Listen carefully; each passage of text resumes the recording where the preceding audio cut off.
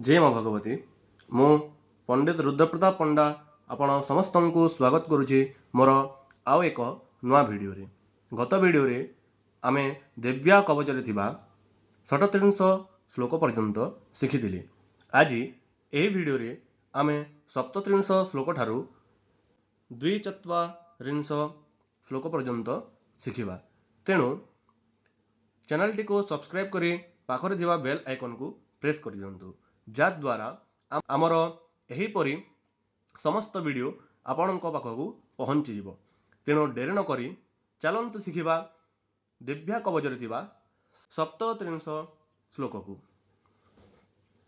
ओम प्राणापानो तथा व्याना प्राणापानो तथा व्याना मुदानं च समानकम् मुदानं च समानकम् वज्रहस्ता च मे रक्षेत् वज्रहस्ता च मे रक्षेत् प्राणान् कल्याणशोभना प्राणान् कल्याणशोभना प्राणापानो तथा व्याना मुदानं च समानकम् वज्रहस्ता च मे रक्षेत् प्राणान् कल्याणशोभना।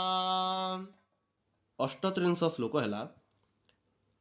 रसे रूपे च गंधे च रसे रूपे च गंधे च शब्दे स्वर्शे च जोगिनी शब्दे स्वर्शे च जोगिनी सत्वं रजस्तमश्चैव सत्वं रजस्तमश्चैव रक्षेन्नारायणी सदा रक्षेन्नारायणी सदा।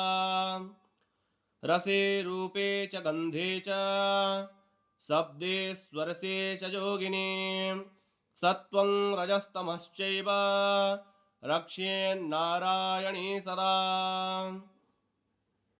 69 श्लोक है। आयो रक्षतु बाराहि आयो रक्षतु बाराहि धर्मं रक्षतु वैष्णवे धर्मं रक्षतु वैष्णवे जसः कीर्तिं च लक्ष्मीं च जसः कीर्तिं च लक्ष्मीं च धनं विद्यां च चक्रिणी धनं विद्यां च चक्रिणी।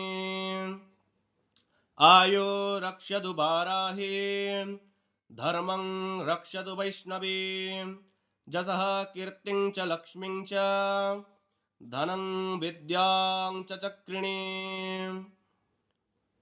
गोत्रमिन्द्राणि मे रक्षेत् गोत्रमिन्द्राणि मे रक्षेत् पशून् मे रक्ष चण्डिके पशून् मे रक्ष चण्डिके पुत्रान् रक्षेन्महालक्ष्मीर् पुत्रान् रक्षेन्महालक्ष्मीर् भार्यां रक्षतु भैरवी भार्यां रक्षतु भैरवी।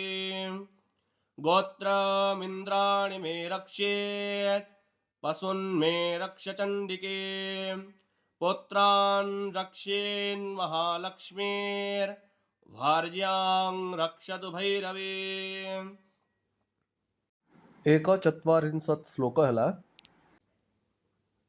पंथानं सुपथा रक्षेन् पंथानं सुपथा रक्षेन् मार्गं क्षेमाकरे तथा मार्गं क्षेमाकरे तथा राजद्वारे महालक्ष्मीर् राजद्वारे महालक्ष्मीर् विजया सर्वतः स्थिता विजया सर्वतः स्थिता। पंथानं सुपथा रक्षेन् मार्गं क्षेमाकरे तथा राजद्वारे महालक्ष्मीर् विजया सर्वतः स्थिता। 42 श्लोक है।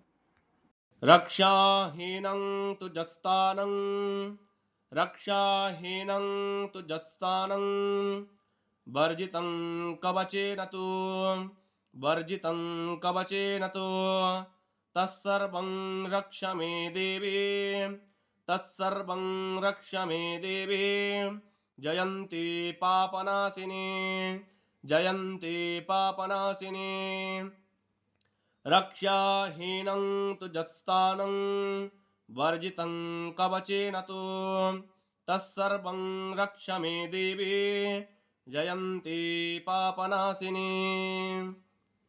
तेणु आजि पई एतिकी पुणी एक नुआ पार्ट रे आमे 43 श्लोक ठारू पुणी 5-7टा पर्यंत शिखिबा।